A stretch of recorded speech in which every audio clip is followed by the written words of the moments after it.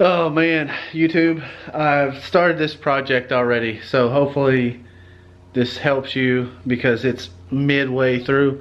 I'm going to show you a little bit of tips and tricks on how to remove the drive shaft on this thing. It's a 2018 turbo RZR. I've seen a lot of videos on 1000s and stuff like that, which are not the same. It's different. It looked easier on those. These are a little bit difficult. So I'm going to show you some of the things that I've learned midway.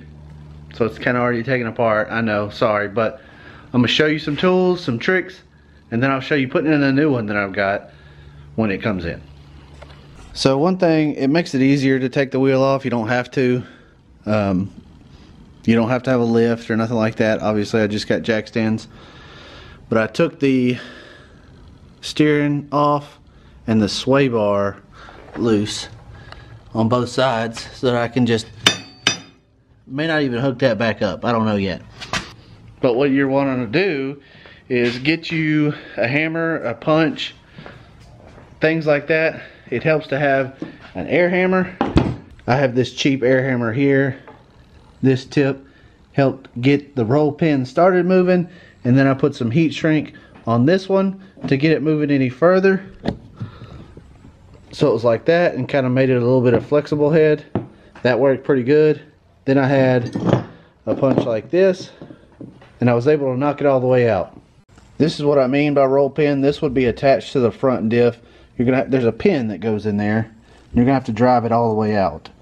This is the front portion of the drive shaft. It still has the carrier bearing attached. Usually, like on the 1000s, it's attached to the rear portion. Here is the rear portion. This one was pretty beat up. This is the mid. It seems in great shape actually. It moves pretty free, but no slop.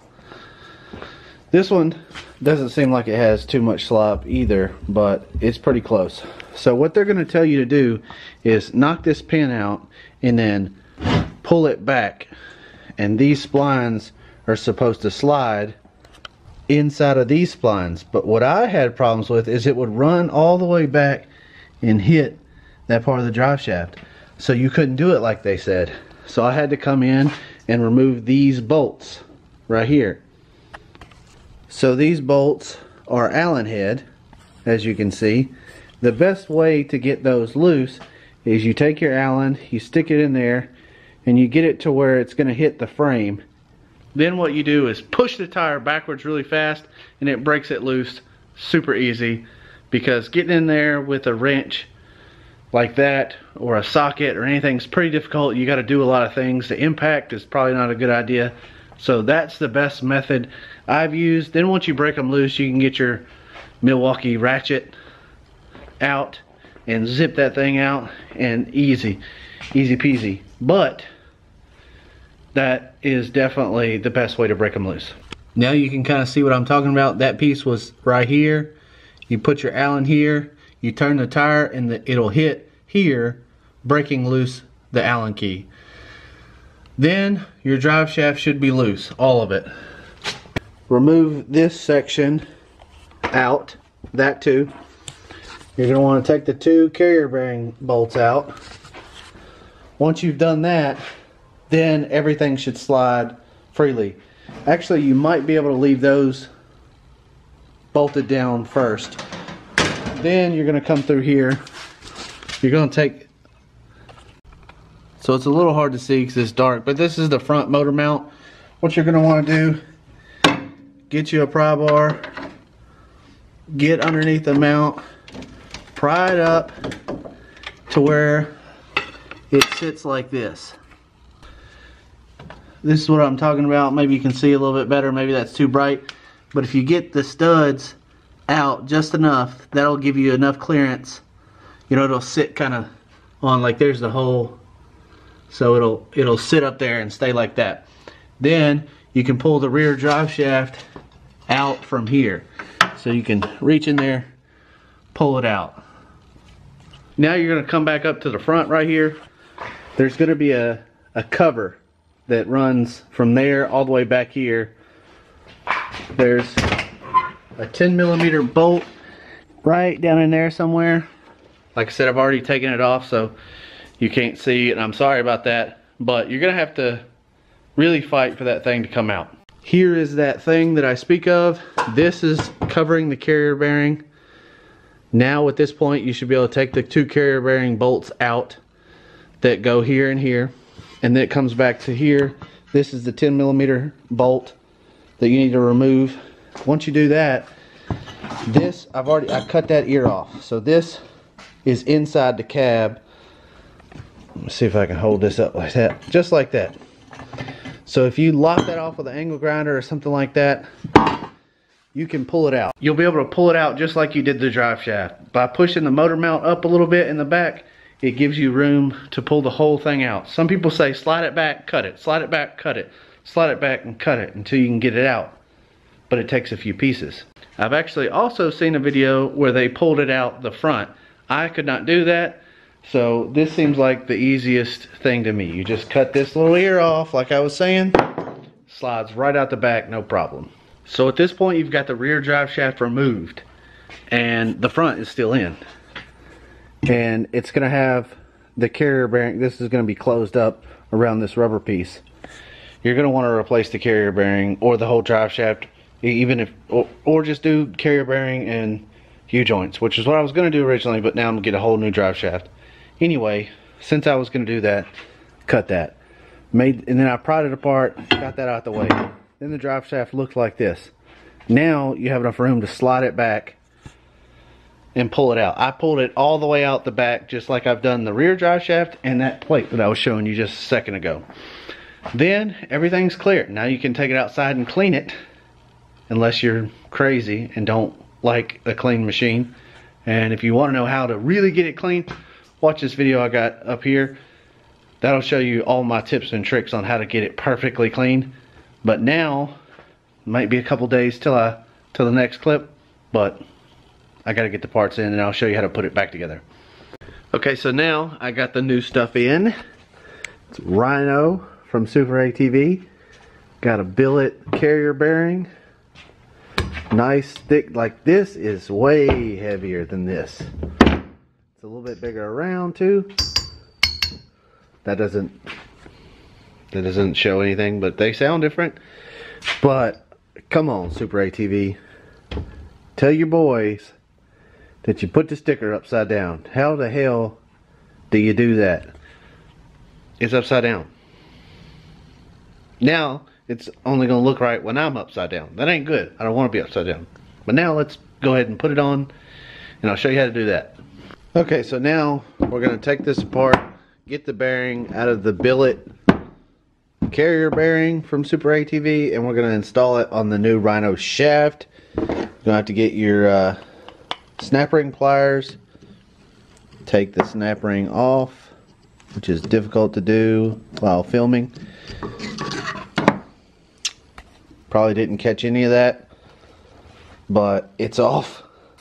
So if you have a press, you don't have to do this step, you can skip it. If you want to get a piece of pipe that fits over it perfect and hammer it down, that'll work perfect. I use gas pipe from sometime. That's why these pieces are here. These are actually the pieces I use to get the wheel bearing out. I'll probably do a video on that soon. Alright, so now that you've got your thing tore apart here, your little groove is going to go towards the back like that. Hopefully you could see all that. But now what we're going to do is put this green compound on there. It's supposed to help it stick or whatever. It's heavier than stock, that's for sure.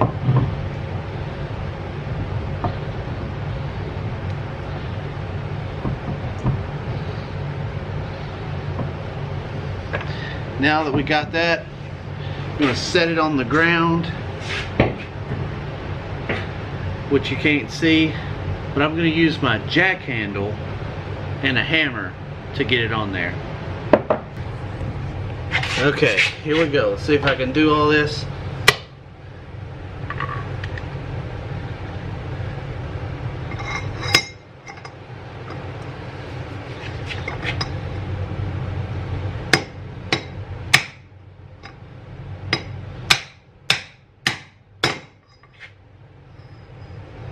what would be better is like a piece of roll cage or a piece of gas pipe, something like that. Alright, so now I'm gonna try and shove this in from here.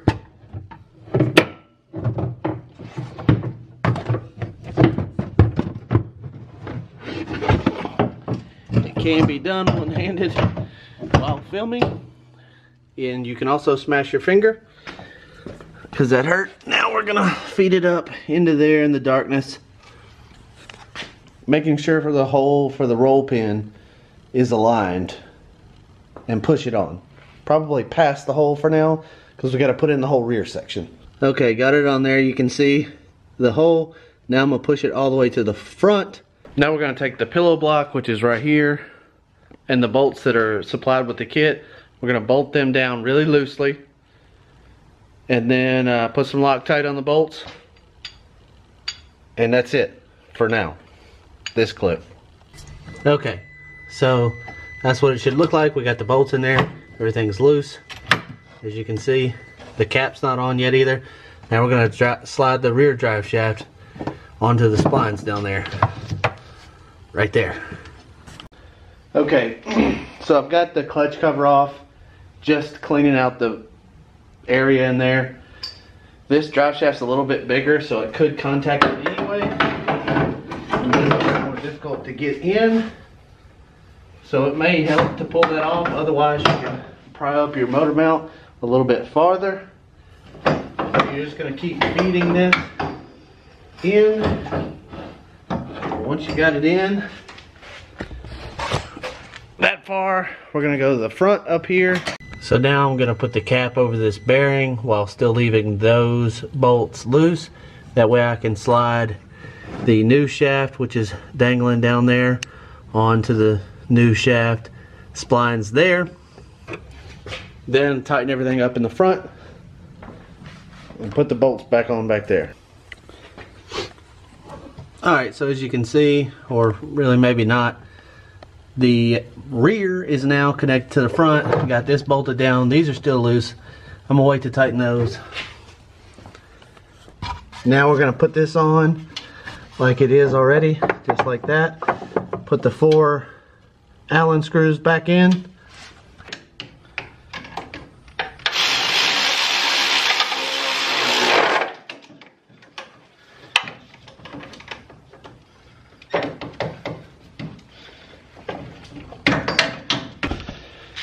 Alright, once you get it tightened down with your dang impact or your trusty ratchet, now you can go through and torque it all. Now if you've got the wheel on, you could use the wheel to help. You can kind of hold down on it and turn the wheel. But I took it off because I was doing some other stuff. Now that you've got those bolts tight, we can come over here to the pillow block, tighten the 2 15mm bolts on either end. Then we'll go up, install the roll pin, which is going to be fun, I'm sure. Then we can start putting the interior back together, which I probably won't show you. Okay, so the roll pin has a beveled edge on one end and a flat edge on the other. Obviously that starts it. I'm going to use some sockets and some extensions that I don't really care about because I'm going to be beating the shit out of the back of that to get this in, and I'll try to show you that here in a second. So that little hole right there, that's what we're going to be working on. To get my little homemade tool. I'll start it in there best I can. You're not going to be able to see nothing, but I'm going to try. You get the point anyway. There are definitely better tools for this particular job. They actually make a roll pin punch, and some other things you could get something better. This is just what I got laying around. If you think that you're the one that starts throwing shit when you get mad, when you can't fix something, you probably shouldn't do this. Whew. Okay, so after an intense amount of beating the crap out of it, I got it in there. Now we can tighten up these bolts and then put the interior back together and then whatever else that you did, like take the wheels off, and then you're finally done. But trust me, this is a pain in the ass. If you're not one of those people that don't do pain in the ass very often, shouldn't do this. It's not that easy. Just pay somebody to do it, take it to the dealership, whatever. Or just yell, cuss, and throw wrenches the whole time. But if you like this video, if this video has helped you, leave a like, leave a comment, tell me what I did wrong. I know I've done something wrong and somebody's gonna bitch and yep. But I'll leave a link to the playlist to this thing.